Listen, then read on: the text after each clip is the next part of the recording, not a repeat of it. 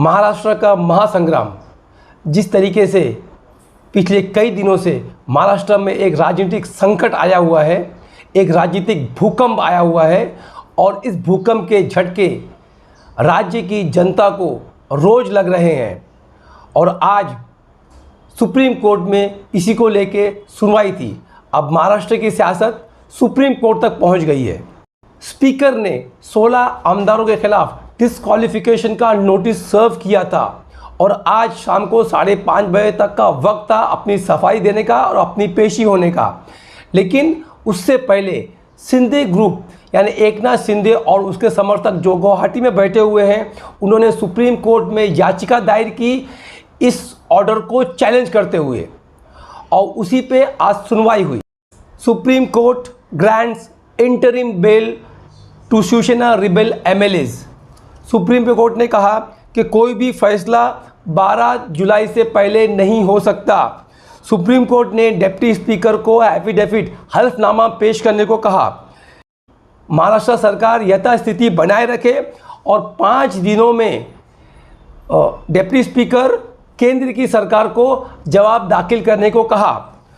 अब अगली सुनवाई इसको लेके 11 जुलाई को होगी। इसका मतलब ये है कि जो डिप्टी स्पीकर ने 16 आमदारों के खिलाफ नोटिस सर्व किया था डिस्क्वालिफिकेशन का, अब उन्हें 14 दिन तक का वक्त मिल गया है। अब उनका डिस्क्वालिफिकेशन फिलहाल के लिए टल गया है। जिस तरीके से एक पर्टिकुलर पार्टी के इतने ज़्यादा आमदार अपना राज्य छोड़कर दूसरे राज्य में जाते हैं, गुजरात जाते हैं, फिर वहाँ से आसाम जाते हैं, ये कोई आम घटना नहीं है। और ये कोई ऐसी चीज़ नहीं है कि कुछ विधायक अपनी पार्टी से नाराज़ होकर पार्टी छोड़कर चले गए। ये इतने ज़्यादा विधायक का जाना इससे ये दर्शाता है, इसका मतलब ये है कि इसके पीछे कुछ लोग काफ़ी महीनों से काम किया गया हुआ है। तुम्ही जे म्हणाला ते नॅशनल पार्टी आहे, ते महाशक्ती आहे, ज्यांनी अख्ख्या पाकिस्तान म्हणजे काय परिस्थिती होती माहीत नाही। तर याच्यामध्ये त्यांनी मला सांगितलेलं आहे, तुम्ही जो हा निर्णय घेतलेला आहे हा देशातला ऐतिहासिक निर्णय आहे। त्यामागे आमची पुरी शक्ती आहे, कुठेही काही लागलं तर कधी कमी पडणार नाही याची प्रचिती आपल्याला जेव्हा जेव्हा आवश्यकता भासेल तेव्हा तेव्हा सगळ्यांना येईल। आमचे सर्व अधिकार जो निर्णय याचा आहे।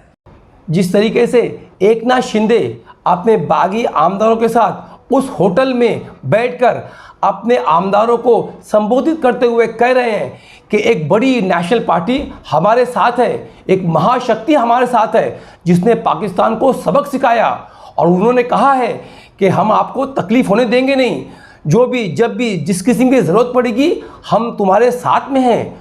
तो ये किस महाशक्ति की बात हो रही है? और ये बात सही है, एक महाशक्ति ज़रूर है जो इस तरीके की हलचल हो रही है, जो यहाँ से गुजरात, गुजरात से आसाम, आसाम से सुप्रीम कोर्ट, ये एक महाशक्ति काम कर रही है। अब महाशक्ति कौन है, कौन सी वो महाशक्ति है, ये पूरी महाराष्ट्र की जनता जानती है और पूरा देश जानता है। संजय राउत को ईडी नोटिस सर्व करती है और कल उन्हें ईडी के दफ्तर में हाजिर होने को कहा गया है। अब कहाँ जाकर रुकेगी महाराष्ट्र की पॉलिटिक्स, ये देखना है।